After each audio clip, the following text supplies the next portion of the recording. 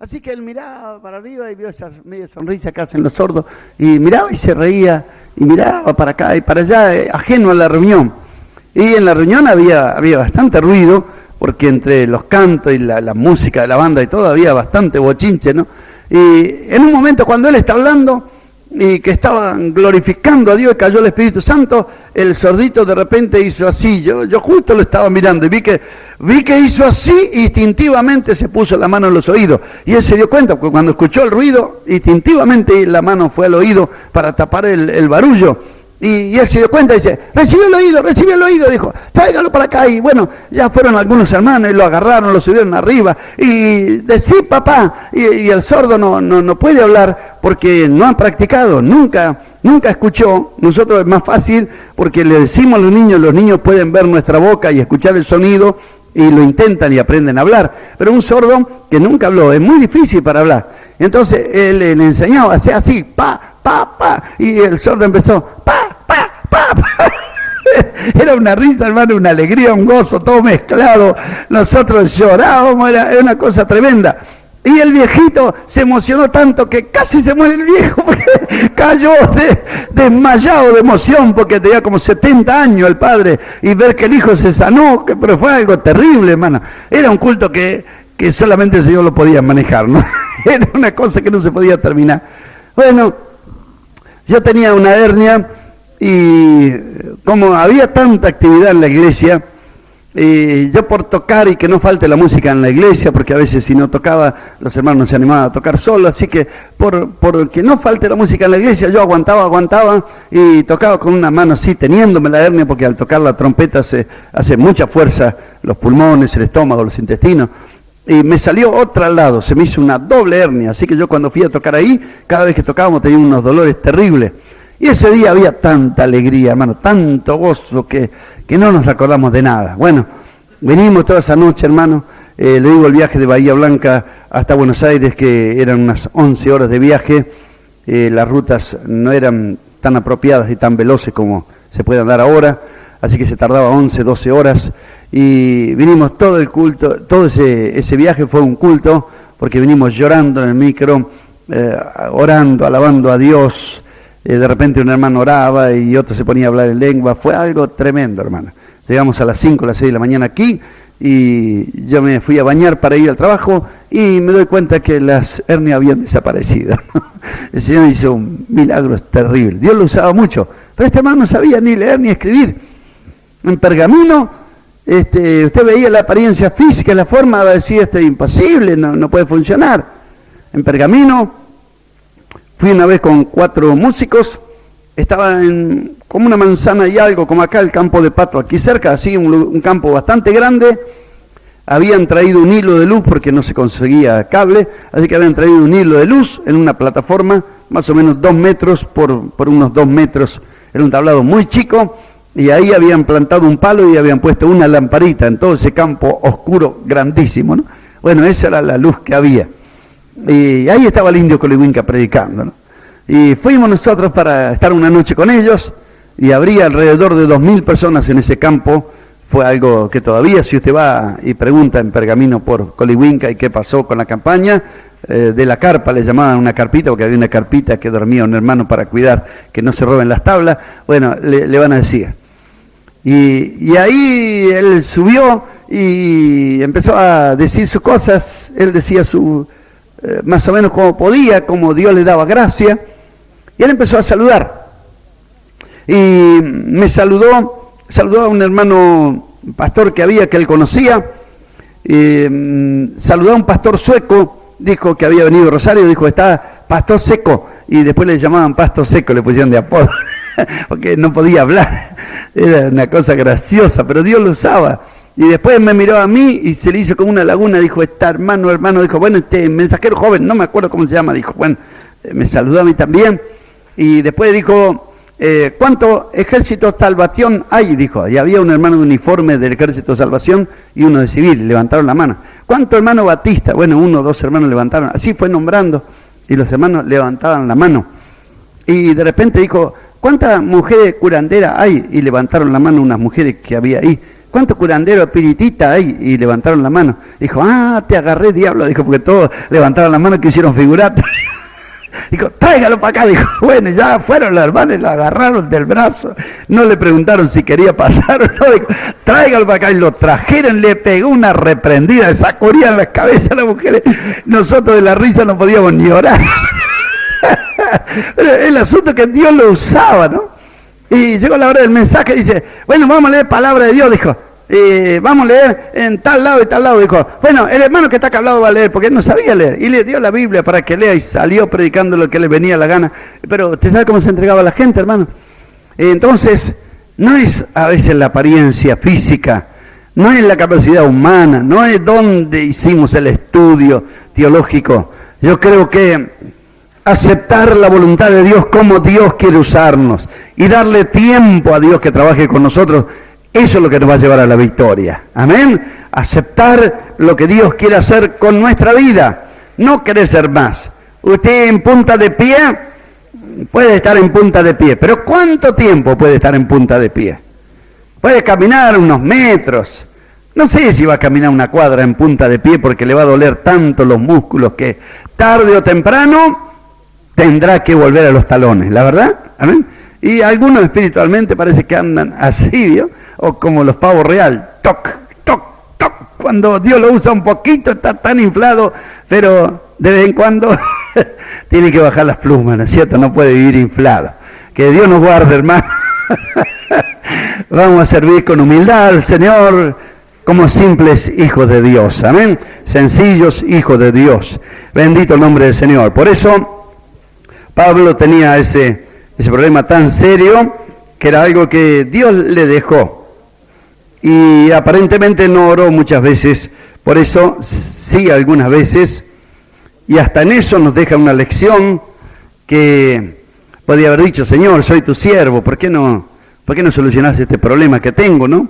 Dice que por ese aguijón que tenía en su carne, dijo, he orado hasta 3 veces, dijo, ¿no? Como diciendo, bueno, Dios no es sordo, y la confianza que tenía, Dios me escuchó, pero dijo, hasta 3 veces oré. Me parece que no era como nosotros que éramos, hermano, ya saben, sí, ya sacamos abono para algunas dificultades, para pedir oración en todos los cultos, ¿no? Él dijo, no, ya se lo pedí al Señor, si el Señor sabe cuándo me lo va a dar. Había una confianza grande que por esto ya oré. No voy a estar orando a cada rato como diciendo por la misma cosa, porque Dios sabe. Ya se lo pedí, Él sabe cuándo me lo va a dar, ¿no? Y el Señor le dijo, bástate mi gracia, dijo, ¿no? La tercera vez que Él pidió, le dijo, bástate mi gracia.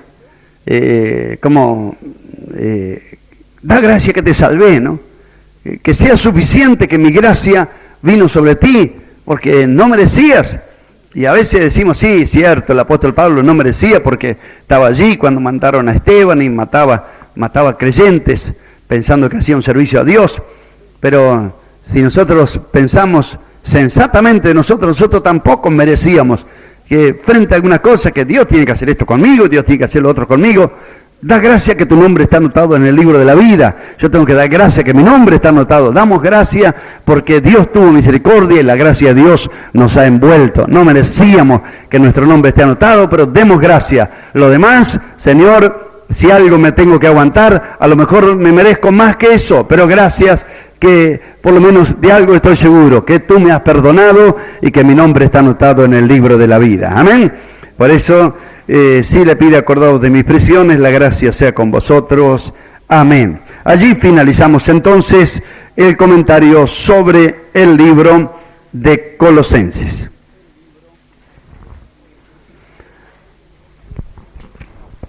Vamos a ir entonces al capítulo 2, que sería la epístola a Filemón. Vamos entonces a continuar el comentario bíblico con la epístola a Filemón. Los hermanos han recibido una hojita o la cartilla con la epístola a Filemón. ¿Encontraron, hermanos? Vamos a abrir la Sagrada Escritura después de Tito, Antes de Hebreos está el libro de Filemón, porque es muy cortito, si lo buscan medio rápido por ahí ni lo encuentran. Está el libro de Filemón. Si ya encontraron, entonces vamos a continuar. Amén, hermanos. Epístola a Filemón. Vamos a leerla en el nombre del Señor.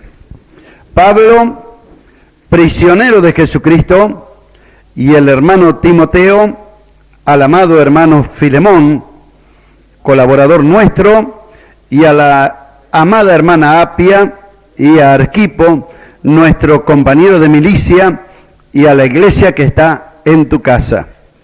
Gracia y paz a vosotros de Dios nuestro Padre y del Señor Jesucristo.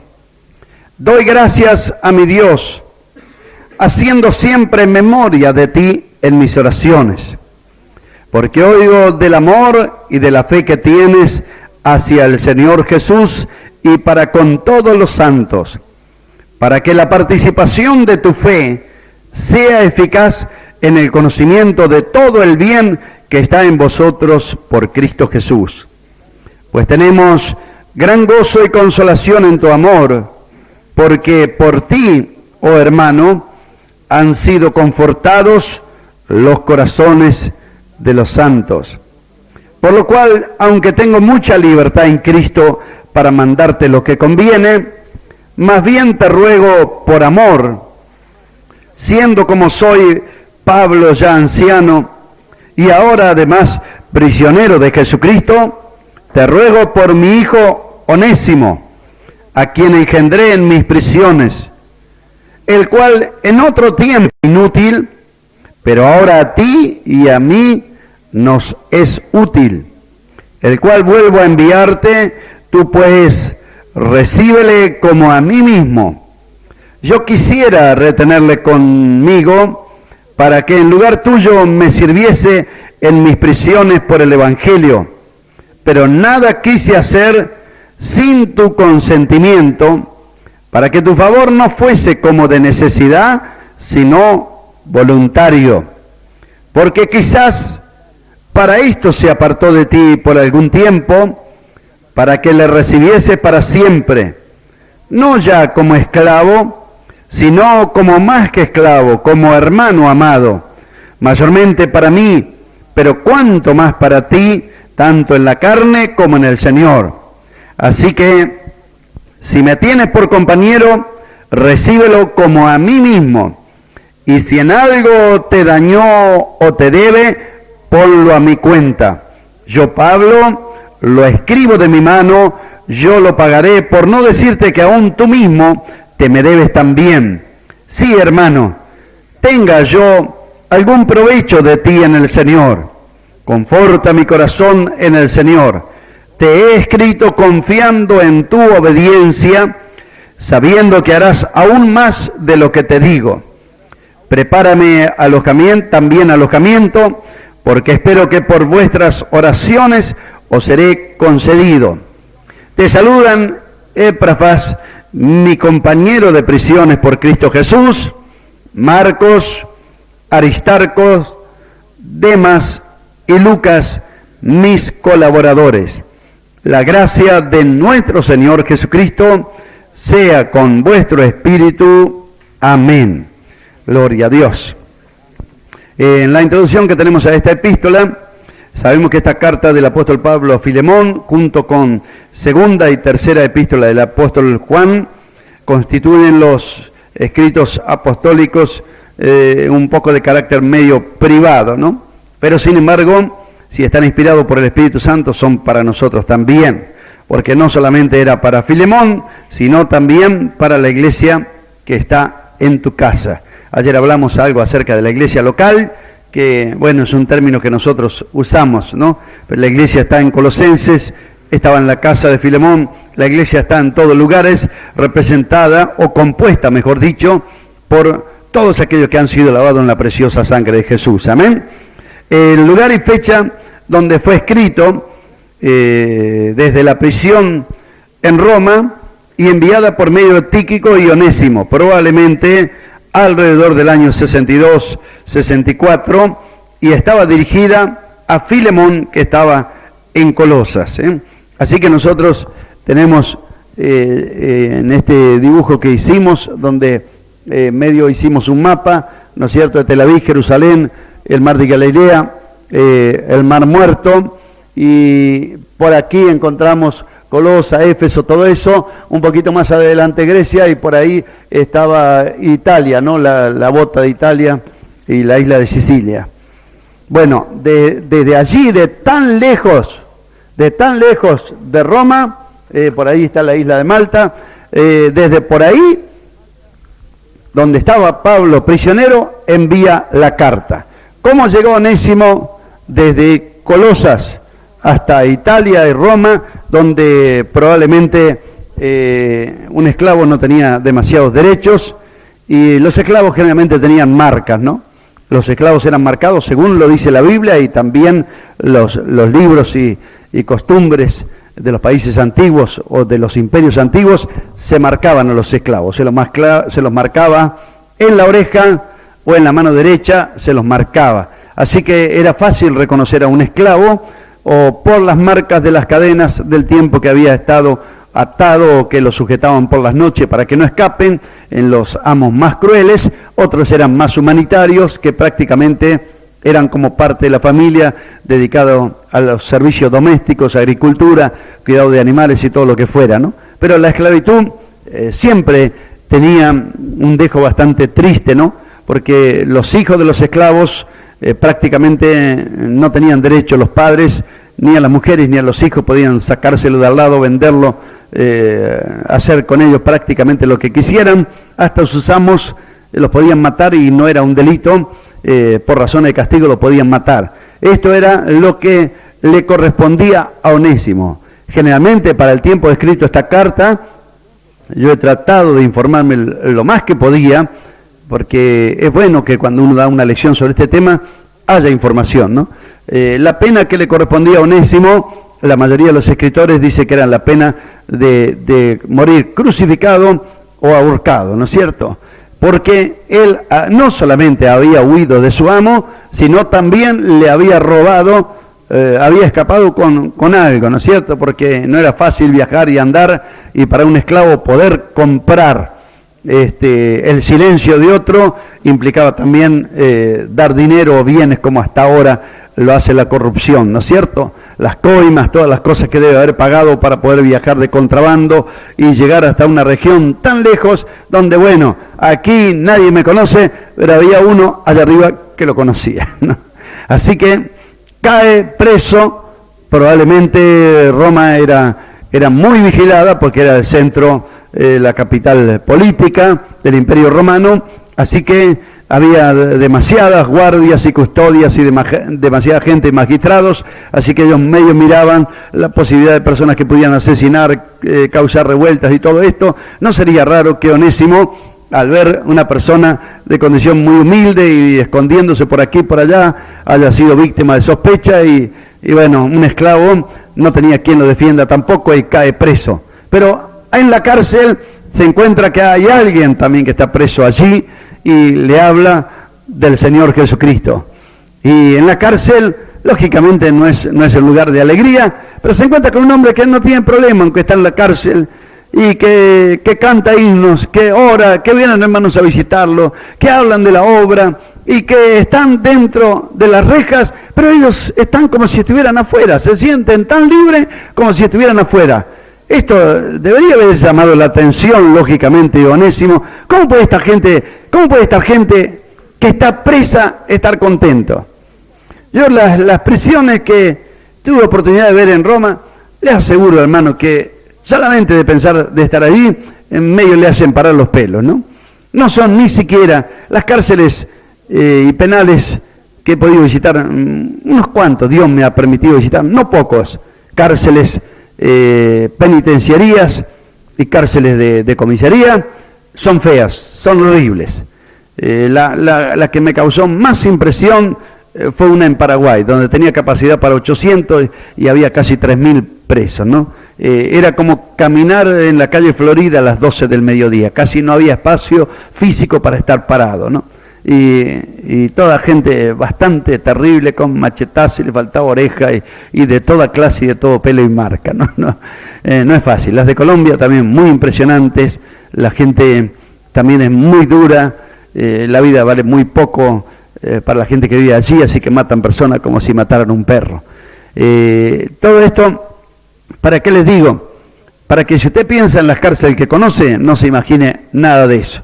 Las cárceles que tuve oportunidad de ver en Roma están generalmente cavadas en la roca viva, por decirlo así, o natural, y ahí adentro, esos espacios grandes que se hacen, no tiene posibilidad de escapar. Cuando dicen la cárcel de más adentro, generalmente eran huecos cavados en varios subsuelos donde lo descendían, y al último de todo hasta lo descendían con soga. De ahí era imposible escapar, ¿no?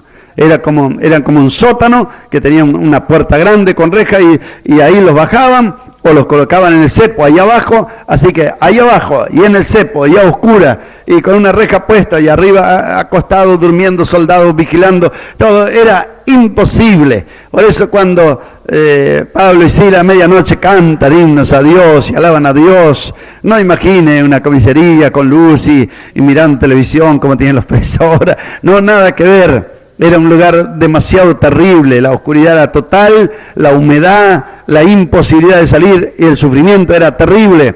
Pero allí el apóstol no tenía ningún problema, ¿no? También el apóstol, por no ser un criminal o alguien que hubiera atentado sobre el Estado, sino por acusación de los judíos y por tratarse de un asunto religioso, finalmente a Pablo le dejan con un soldado de custodia que pudiera salir y estar en una casa donde estuvo, por lo menos dice la Biblia, casi 2 años en una casa alquilada, donde tuvo oportunidad de ver más hermanos y poder escribir más. Pero los años finales lo pasó realmente dentro de la prisión sin posibilidad de salir.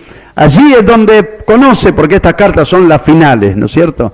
Junto con Filipenses, que estudiaremos, si Dios permite, el jueves o el viernes. Allí conoce que traen a un hombre llamado Onésimo, a este esclavo, y comienza la predicación, comienza la ocasión de que este esclavo fugitivo tenía un cristiano como amo. Cuando Pablo le escribe a Filemón, usted piensa, hermano, ¿no? Piense un poquito, por eso hicimos un poquito el dibujo de la geografía, ¿no? Usted piense un poquito de dónde Pablo estaba llevando preso gente aquí en Jerusalén, matando cristianos. Bueno, Saulo era de Tarso. Tarso está medio por aquí, cerca de este rincón, usted va a encontrar, Tarso está por ahí. De ahí, ¿por qué va Tarso?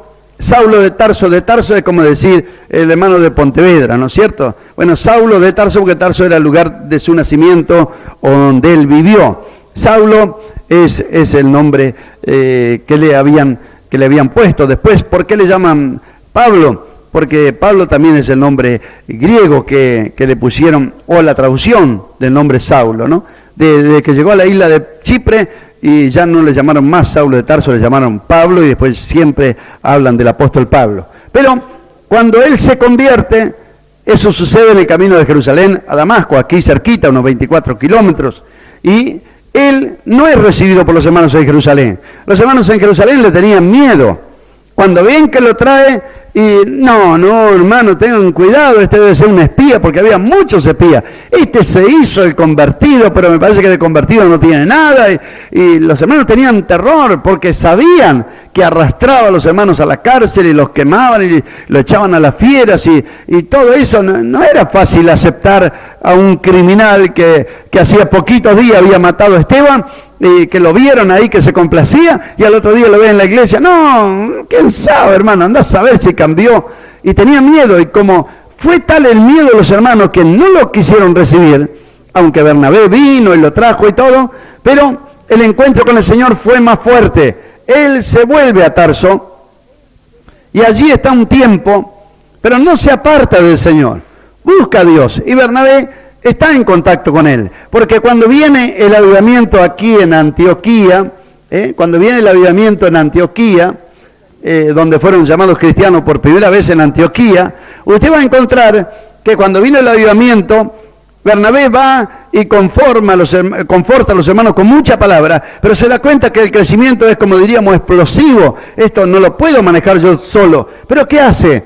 Como sabía que había muchos gentiles en Antioquía, en vez de ir a Jerusalén, Bernabé se va a Tarso y lo trae al apóstol Pablo para que le ayude a enseñar la palabra de Dios. Y Dios lo usa tremendamente al apóstol Pablo. Y desde la iglesia de Antioquía surge como obrero, como apóstol, como enviado. Desde esa iglesia, no fue de la iglesia central, por decir así, en Jerusalén, aunque no imaginemos nosotros el templo que nosotros tenemos. La iglesia en el comienzo prácticamente no tenía templo.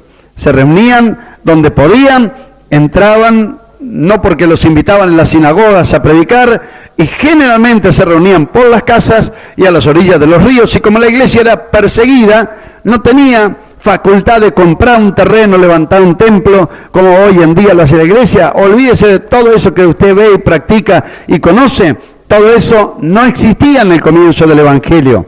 Así que se reunían donde podían, cuando podían, pero todos los días no dejaban de tener su culto. Por las casas, por las plazas, por las cuevas, por las montañas, todos los días había cultos. Yo tuve la bendición de poder estar en las catacumbas, en un espacio bastante más grande que este, todo cavado en el subsuelo, donde todavía está lo que era púlpito, todo hecho de piedra, de mármol, y todavía está el lugar donde se reunían los hermanos bajo tierra para escapar de las persecuciones de los soldados romanos, ¿no? No era fácil tener culto. Así que recién la iglesia empezó a tener templo después del año 300, con la conversión de Constantino y la libertad de culto. Recién después de 300 años la iglesia empezó a tener templo, pero hasta entonces no tenía templo. Así que la iglesia en Antioquía se reúne, ora, perseguida, afligida, pero ahí llena del Espíritu Santo. Cae el Espíritu Santo y le dice: apartadme a Bernabé y a Saulo para la obra que los he llamado. Amén. De ahí inicia los viajes misioneros, las persecuciones. Finalmente Pablo cae preso.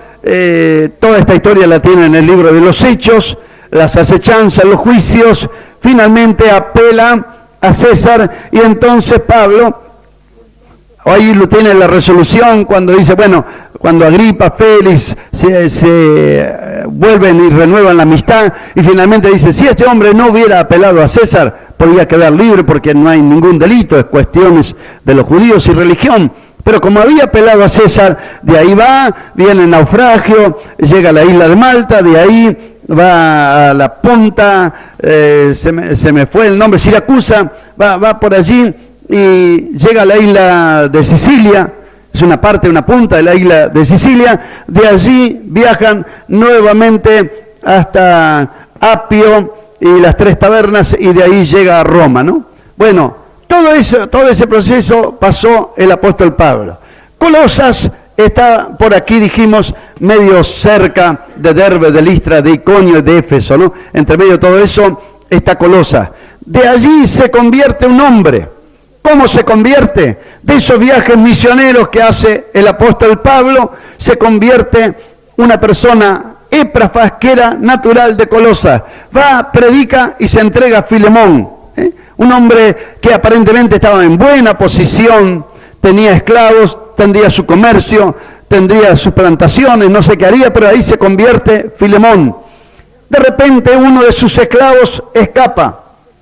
Brum, brum. ¿Cómo fue a parar a la cárcel de Roma donde está Pablo? No sé. Pero los presos conversan. ¿Vos de dónde sos? ¿De dónde venís? ¿Qué hiciste? ¿Mataste? ¿Qué pasó? ¿Por qué caíste acá? Y los presos se cuentan su historia. Y ahí Onésimo finalmente cuenta: no, yo me escapé de allá de mi amo y le robé unas cosas para poder viajar y vivir. ¿Y dónde era? De Colosas. Ah, yo anduve por ahí por Colosas, porque uno habla las cosas, ¿no? Uno ve hermano Corriente: ah, sí, yo pasé por Goya, y de ahí donde son nuestros hermanos Bufa. Uno pregunta: ah, sí, se inicia conversación. Cuando uno es de un lugar, se inicia conversación. ¿El apóstol Pablo dónde? Ah, sí, yo estuve cerca ahí, estuve en Iconio, en Listra. Ah, se entregó uno que era de Colosas, un tal Éprafas. Ah, él se le predicó el evangelio a mi amo, a Filemón. Ah, pero vos lo conocías, Filemón. Sí, mirá vos cómo son las cosas. Y empieza la conversación. ¿Usted cree que es casualidad que dos personas se encuentran en la cárcel de tan lejos? Yo no creo que era casualidad. Yo creo que fue un plan, gloria a Dios. A mí me hace piel de gallina, hermano, ¿no? Porque yo veo la misericordia de Dios. Por eso cuando el apóstol dice que, bueno, aunque se escapó y todo esto, pero quizás por esto se apartó de ti, para que Dios hiciera un milagro, como lo dice en el verso 15, ¿no? A lo mejor estando allí nunca se iba a convertir, pero ahora pasó tantos problemas, tanta dificultad, y ahora aquí en la cárcel viene a caer justo en la cárcel al lado mío, y yo le he podido hablar del Señor, y bueno, y ahí se inicia aquel diálogo tremendo. Onésimo se entrega al Señor, y se entrega de todo corazón, porque la revelación del apóstol Pablo sobre la conducta de Onésimo no era quedar bien con una persona que andaba de cualquier manera. Él lo recomienda. Ahora Onésimo cambió, ya no es aquel esclavo, ahora es nuestro hermano en Cristo. Hay un cambio, gloria a Dios. Amén. Así que la ocasión de esta carta fue por esas razones mencionadas, de Onésimo que escapó de su amo y que se entregó al Señor. Aun cuando Onésimo, esta carta nos da algunas lecciones tremendas. Entre ellas, encontramos que aun cuando Onésimo se había arrepentido de su pecado y ahora era libre en Cristo, había un llamamiento a la restitución que el apóstol Pablo se sintió responsable, que solamente tenía un remedio: tenés que volver allá a tu amo. La restitución. Difícil este mensaje de Filemón, ¿no? Parecía que este libro de Filemón no hace falta ni leerlo, es muy simple, es de un hombre que se escapó y chau, ¿no? No. Nos da la lección más fuerte sobre la restitución. Así que solamente tenía remedio con el regreso y el sometimiento a su ánimo, a su amo. El cumplimiento del deber implicaba sacrificio no solamente para Pablo, sino mayormente para Onésimo. Yo creo que sus temores, el castigo que significaba la pena de la crucifixión, que generalmente imponían a los esclavos que huían y robaban, debe haber cruzado por la mente de Onésimo. La Biblia no abolió en sí el que haya amos, porque la Biblia habla de amos creyentes. Sí, la Biblia es muy severa en el trato que tienen que hacer los que son patrones con los súbditos, y el deber de los súbditos de servir honestamente a sus amos, de ser humanitarios, no como los otros que tenían a los esclavos como animales, ¿no? Entonces la Biblia revela el trato justo que debía haber. Vamos entonces al comentario de la carta. Amén. Bendito el nombre del Señor. Estamos entonces con Pablo, prisionero de Jesucristo. Se presenta, y él no se presenta como prisionero del Imperio Romano o de César, sino como prisionero de Jesucristo. Y el hermano Timoteo al amado Filemón. Vuelta la lección de humildad, como diciendo: yo escribo la carta, pero también estoy compartiendo con el hermano Timoteo, ¿no? A Filemón, colaborador nuestro, y a la amada hermana Apia, y a Arquipo, nuestro compañero de milicia, y a la iglesia que está en tu casa. Aunque Filemón aparentemente era un hombre rico, pudiente, que tenía esclavos, tenía lugares de servicio, sin embargo, él abrió su casa para que allí funcionara la iglesia del Señor, ¿no? Y dice la Escritura: Arquipo, nuestro compañero de milicia, que ya lo hemos mencionado, qué quería decir y qué significaba en Colosenses 4:17. Compañero de milicia. Usa una palabra, milicia, o la palabra milicia tiene que ver con movimientos militares. La palabra milicia tiene que ver con alguien que está enrolado en el ejército. Y Pablo resalta estas cosas como un prisionero de guerra, pero que esa prisión no le afecta a él sabe que sigue perteneciendo al mismo Rey. Yo siempre voy a ser esclavo de Jesucristo, declara él, y presenta a Arquipo, compañero de milicia, como alguien que está enrolado en el servicio militar o en lo que sea, todo lo que sea un orden militar para la batalla. Y esto implicaba una conducta, implicaba una disciplina, implicaba riesgo de muerte, implicaba muchas cosas, porque alguien que está en el ejército y está propenso, tiene que estar siempre dispuesto a defender, ¿no es cierto? Y no es fácil, no es un juego, la guerra no es un juego. Tenía que tener disciplina, tenía que tener entrenamiento, tenía que tener privaciones, y él lo explica en la carta a Timoteo, en otra carta. Nadie que se enriega, que el Señor lo tomó por soldado, no se enrieda en los negocios de la vida. No puede decir, no es un ánimo ofender a algún hermano que tenga verdulería, pero alguien que está como soldado, está en la carrera militar, hay un problema en la frontera, donde sea, no puede decir, sí, pero mañana tengo que abrir la verdulería, discúlpeme, general, pero yo no puedo. No puede, hay algo mucho más importante. No importa que los zapallos se pudran, tiene que ir. No puede decir, no puedo. Justo mañana hay que ir a la guerra, justo tengo cumpleaños el nene, mire pastor, no puedo ir. ¿Y cuántas veces hay guerra seria, hermano? Y que el cumpleaños del nene, que justo vamos de picnic, estamos en tiempo de guerra. Trate de, en el nombre del Señor, tener presente eso. Que el diablo no juega con nosotros no tenemos que jugar con el diablo, tenemos que estar siempre dispuestos, atentos a la voz del Señor, amén. Cuando el Señor dice tal día, tal lado, en tal lugar, allí debemos estar en el nombre del Señor. No me puedo extender mucho sobre milicia, pero busque la palabra milicia, busque las armas de nuestra milicia, que cuando dice milicia el apóstol Pablo, está diciendo todo lo que va en el entorno de eso.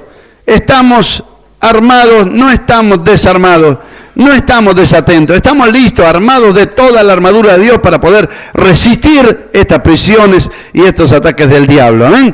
Doy gracias a mi Dios, haciendo siempre memoria, ¿no? Se acordaba en las oraciones, aprovechando ahí la cárcel. No estaba llorando ni derrotado, aprovechaba para orar por todos los hermanos que estaban pasando pruebas, dificultades. También había llegado el testimonio del amor y de la fe que tenía el Señor y para con todos los santos, ¿no? Alguien dijo una vez enseñando que la cruz nos enseña dos cosas, ¿no? Alguien dijo una vez enseñando así, me quedó y ahora me recordé un poquito, ¿no? Que cuando uno ama al Señor, ama también a los que le rodean, ¿no? Ama a los que están a su lado cuando ama a Dios, dijo, ¿no? Y fue una enseñanza linda que dio un hermano, que cuando uno vive crucificado, ama al Señor, pero ama también a los hermanos. Se extiende su brazo para amar a los hermanos. Y el apóstol sabía esto, que alguien que realmente ama al Señor, que tiene amor y fe en el Señor Jesús, es imposible que no pueda perdonar, es imposible que no pueda aceptar la restitución, es imposible que se vaya a negar para solucionar algo. Cuando realmente está el amor del Señor, yo creo que nada es imposible. Dios nos dará fuerza para todo, amén. Y la participación, para que la participación de tu fe sea eficaz, que esa fe que estás participando, tiene que haber una eficacia. Si el Señor permite y no viene antes, para el domingo el Señor me ha dado algo sobre la participación de la fe, ¿no? ¿Cómo es? No algo volátil por ahí, pero vamos a dejarlo si Dios permite para el domingo. Pero tengo gran gozo, que esa fe que tú tienes no quede en vano, que haya una participación, que sea eficaz, que si esa fe tiene que ser positiva. Y aunque yo tengo mucha libertad para mandarte, el apóstol podría haber ordenado como líder, como apóstol, podría haber ordenado lo que convenía para la iglesia, porque tenía autoridad espiritual, pero él prefirió dejar de lado la autoridad y que las cosas se hagan por amor y no por autoridad. ¿Qué le parece este pensamiento, hermano? Que todo lo que tenemos que hacer en la iglesia, tenemos que hacerlo por amor y no por autoridad. Y aunque el pastor tiene autoridad para decir, hermano, blanco, negro, amarillo, colorado, pero qué feo es tener que usar la autoridad y no usar el amor y hacer por amor las cosas, ¿no? ¿Qué le parece que es bueno Pablo dijo, bueno, si hace falta la voy a usar, pero a mí no me gusta usarla, dijo Pablo. Tengo autoridad para usarla, pero no me gusta. ¿Qué le parece? ¿Es bueno cuando uno tiene que llamar al hermano? Hermano, ¿por qué no fue a atender el culto? No pude, hermano, porque patatín, patatán, patatón, patatán, ¿no? ¿Por qué no fue? No, hermano, usted tiene que ir y ya tenemos que usar la autoridad. Bueno, si usted no va, hermano, dígame, porque entonces vamos a mandar a otro. Qué feo que es tener que usar la autoridad para poner orden. Hermano, ¿por qué no arreglan el problema? Yo veo que ustedes no se saludan esto. No, hermano, porque él me hizo esto y lo otro. Pero hermano, vos te anotaste para cantar. Mira, no podés cantar así. Qué feo es tener que usar la autoridad y que las cosas no se arreglen por amor, ¿no? Hace poquito un hermano pidió para cantar y dije, hermano, si yo me enteré ayer que vos te viniste al culto porque peleaste con tu esposa, la dejaste allá y viniste acá y pedí un himno para cantar, dije, ¿vos qué pensás? ¿Qué bendición va a transmitir a la iglesia que terminaste allá, que quedó en tu casa el horno caliente a punto de bollo y venía a la iglesia a cantar? Le dije, disculpame, hermano, pero no podés cantar así, hermano. Andá, arregla con tu esposa, orá que Dios te dé gracia. ¿Cómo vas a cantar, hermano, y todavía no arreglas esa situación? ¿Usted cree que puede ser así? Y uno tiene que usar la autoridad para poner orden, y es feo. Qué bueno es usar el amor. Que, hermanos, arregle las cosas. Qué lindo es cuando uno puede aconsejar con amor. Traten de vivir bien, traten de entenderse. Pidan gracia a Dios para llevarse bien. Y no que tener que decir, bueno, uno a la izquierda, el otro a la derecha, o como hacen las leyes de la tierra. Bueno, tiene que usar la autoridad. Alguien causa problema, abre la jaula y lo mete adentro y lo separa para que no cause más problemas. Qué feo es tener que usar la autoridad. Bueno, usted se sienta para allá, el otro se sienta para allá. Qué horrible, ¿no es cierto? Qué bueno es estar los hermanos juntos en armonía, dice la palabra del Señor. Amén. Gloria a Dios. Por eso, quiero usar la autoridad. Tu autoridad. Y tengo libertad para mandarte, pero no quiero usar la autoridad. Más bien, quiero rogarte por amor. Siendo como soy, ya soy viejito, ya no quiero estar ordenándole a los hermanos. Parece que cuando era joven a lo mejor lo hubiera agarrado Filemón y a Onésimo y vengan para acá, siéntese acá los dos y bueno, tenés que recibirlo y se terminó. Pero parece que cuando es más viejo se ablandó, ¿no? Dicen del apóstol Juan que sus últimos mensajes, estaba ya pisando los 90 años antes de ser deportado a la isla de Patmos, y dice que sus últimos mensajes lo tenían que ayudar a pararse. Lo tomaban los ancianos o los pastores, uno de cada brazo, para ayudarle a ponerse en pie. Y él levantar su mano y el único mensaje que predicaba, y lo decía 3 o 4 veces, se sentaba y decía, hijitos, ámense los unos a los otros. Pero lo decía de una manera tan profunda y había tanta autoridad espiritual en su vida que cuando él decía, hermanos, hijitos, ámense los unos a los otros, y hablaba solamente del amor, que empezaba a caer el Espíritu Santo, y dice que eran horas y horas que la iglesia estaba bajo el poder de Dios y no predicaba otro mensaje. 2 o 3 veces decía, hijito, ámense los unos a los otros, porque el que ama, gloria a Dios tiene que amar a sus semejantes. Y este mensaje tan sencillo predicaba, los últimos mensajes a media voz, pero el Espíritu Santo se encargaba de hablarle a la conciencia, a la mente y al corazón de los hermanos, que lo más importante en la iglesia era el amor. Amén.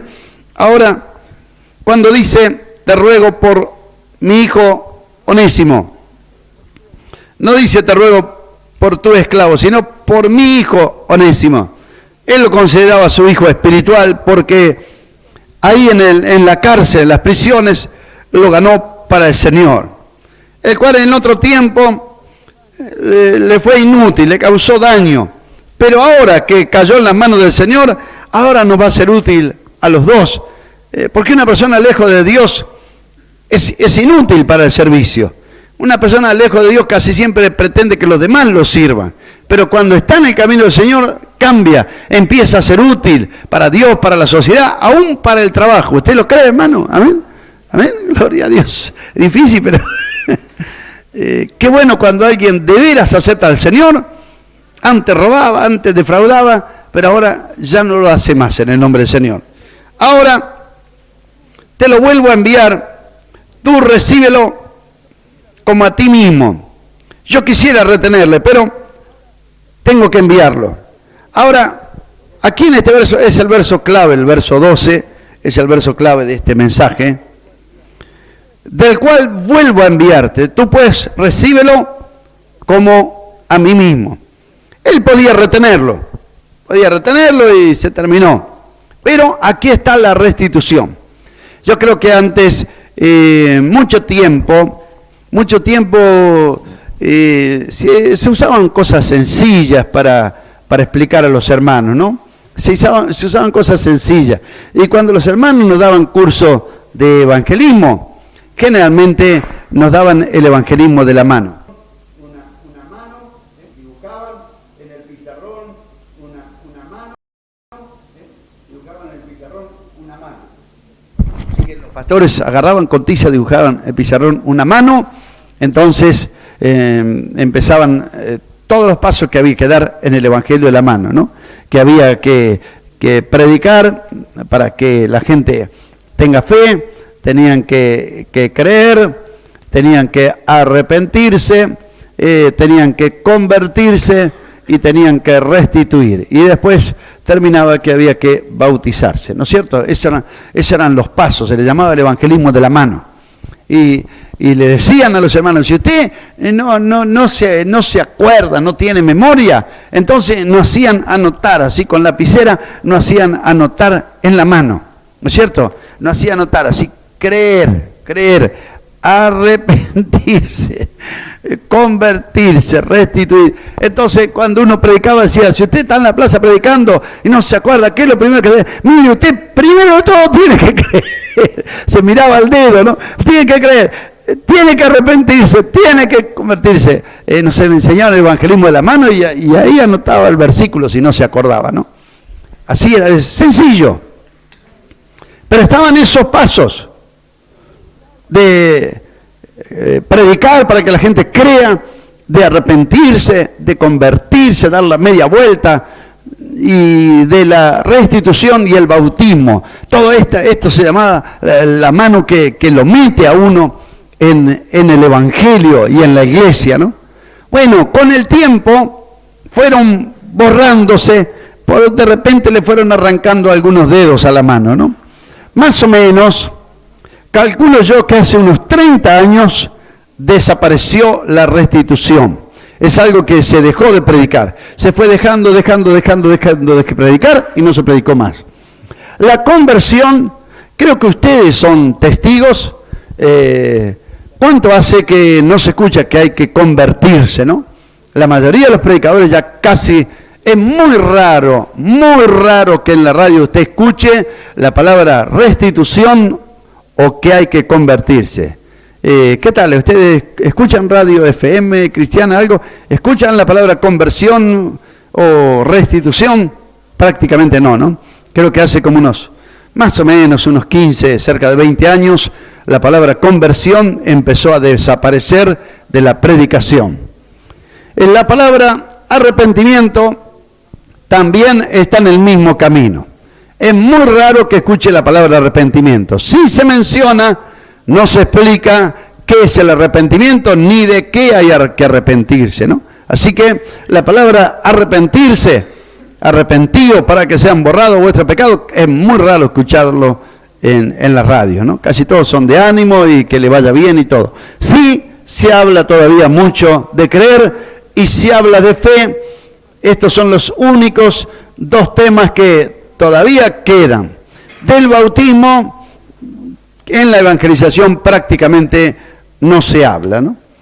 Es muy raro escuchar en la evangelización hablar del bautismo. Sí se habla de la sanidad, se habla mucho de la sanidad, se habla mucho de creer para ser sano y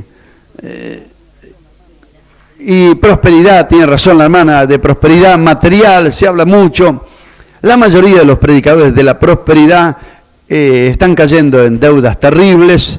Me enteré en esos días de uno bastante grande que está rematando los templos a causa de las deudas y fue uno de los que en la televisión hizo bastante burla de los demás y habló mucho de la prosperidad, ¿no? En este momento está rematando templos porque las deudas lo están ahorcando. Qué triste, hermano, ¿no? otro que en Villa Insuperable se llamaba el Apóstol de la Prosperidad, está prófugo, quedó debiendo $60.000, y otros aquí mismo en Merlo, sus hogares destruidos, sus templos están entrando en serios problemas, otro con 6 juicios está aquí en Merlo, así que todos los que han entrado en el tema de la prosperidad, Dios los dejó, pero llegó el tiempo de la disciplina. Es difícil a veces aguantar cuando uno ve que están predicando y la gente va y la gente corre y parece que se entusiasma, es difícil, ¿no? Pero la vara de Dios también llega. Por eso temamos nosotros, porque si nosotros predicamos mal, tampoco el Señor nos va a pasar por alto. Así que la predicación y lo que enseñamos es algo serio delante de la presencia de Dios. Pero volviendo al tema, para no desviarnos, es cierto que fue desapareciendo, que quedó el creer y quedó la fe. Si tienen que tener fe, aunque no explican cómo y para qué, ni qué, tienen que tener fe. Y si la persona no recibe lo que se le prometió, el predicador inmediatamente no está dispuesto a perder su prestigio. Vio, usted no recibió porque no tenía fe. Enseguida nomás le apuntó con el dedo y el pobre hombre que vino medio arrastrándose, lo tiene que llevar en camilla. Nos quedó más por el suelo.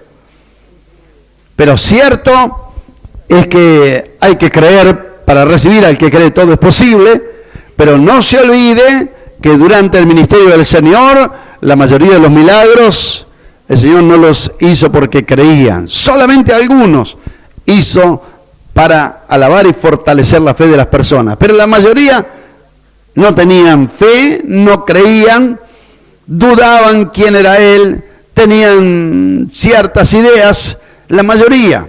Es más difícil aceptar esto, ¿no?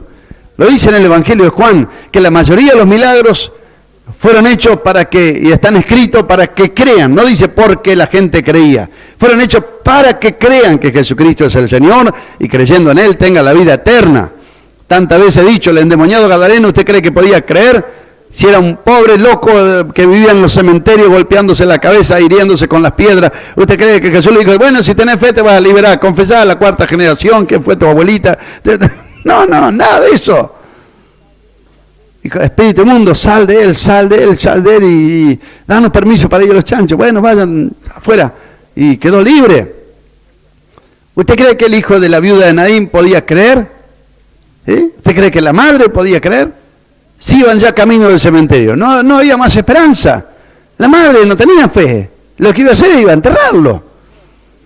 El hijo, ¿qué fe iba a tener si estaba muerto? Jesús detiene el cortejo fúnebre y toca al féretro, muchacho, levántate y arriba. Cuando llega a la casa de aquella jovencita que había muerto y Jesús manda a sacar a todos fuera, la gente se burla no está muerta, está durmiendo. La gente se burla, blasfema.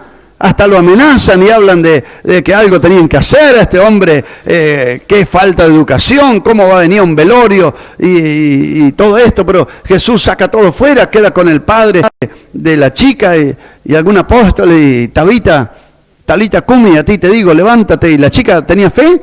¿Qué va a tener fe? No tenía fe la chica, estaba muerta, se levantó. Cuando Jesús llega a la casa de Marta y María, ¿usted cree que Marta y María tenían fe? La gente que estaba con ellos cree que tenían fe. No, hablaban como hablan los mundanos, cómo lo quería, mirá, está llorando. Y tenía fe en el pasado. Si hubiera aceptado aquí, mi hermano no se había muerto, ¿no? Qué lástima, Señor, me parece. Yo creo que tú tenías poder, pero llegaste tarde, ¿no? Fe en el pasado. Marta, si creyeres verás la gloria de Dios. Sí, yo sé que en el día de la resurrección, fe futuro, más adelante puede ser, pero ahora no. Yo sé que en el día de la resurrección algo va a pasar, pero Señor, qué lástima, ¿no? Que justo ahora que no pase nada. Y quitar, ¿no te he dicho que si creyeres verás la gloria de Dios? Y quitar la piedra. ¿Quién tenía fe? Lázaro tendría fe, Lázaro, si estaba muerto ya 4 días.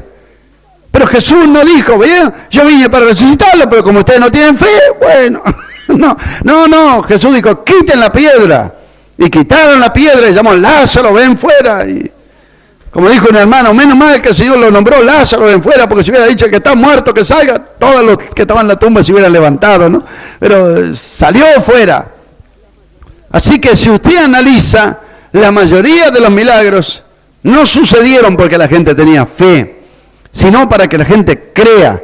Y ahora la tendencia es lavarnos las manos. Si alguien no recibe, bueno, vio porque no tenía fe. Pero el predicador también tiene que tener su cuota de fe. Tiene que tener una exposición bíblica correcta. Porque la fe no viene por cualquier cosa. La fe viene por el oír. Así que si la persona no recibe fe, probablemente no le hablé con la suficiente claridad como para que crea. Es cierto que hay dureza de corazón y hay gente muy incrédula. Pero esa es nuestra misión. La fe viene por el oír. ¿Cómo irán si no se envía? ¿Y cómo si no hay quien les predique? Si no escuchan, ¿cómo van a creer? Entonces tienen que creer. Pero ¿cómo van a creer? Escuchando la predicación hecha con fe. Porque podemos predicar lo que escuchamos en un cassette, podemos escuchar lo que repite el hermano G. Ávila, lo repito yo, y podemos repetir frases, pero repetir una frase es una cosa y tener fe es otra. ¿Puede decir amén? Así que si predica algo, predíquelo con esa medida de fe que Dios le ha dado, predíquelo creyendo, y si usted lo predica con fe, va a producir también fe en el corazón de las personas. Amén. Gloria a Dios. Así que de la fe se habla, de creer se habla, de las demás cosas prácticamente no se tocan. Mire los modelos de evangelismo. Usted ve cuando predica Felipe, allá en el camino desierto, que desciende de Jerusalén a Gaza, ¿qué pasó? Le predica al etíope y le dijo, bueno, el etíope fue el que dijo, aquí hay agua, ¿qué impide que yo sea bautizado? Se ve que le habló de tanto, hasta del bautismo. Aquí hay agua. Qué bueno las campañas. Bueno, aquí no es el fin, solamente dio el primer paso. Ahora tiene que congregarse, ahora tiene que alimentar su alma, tiene que sepultar la vieja vida. Qué bueno ya en el comienzo hablarle, ¿no? Qué lindo que es trabajar con la gente nueva, ¿no? Es lindo porque abren el corazón y creen porque son niños espirituales. Cuando son grandes nos llenamos de maña, ¿no? Pero tenemos más maña que fe. Pero qué lindo cuando uno es nuevo en el camino del Señor, está con esa fe sencilla.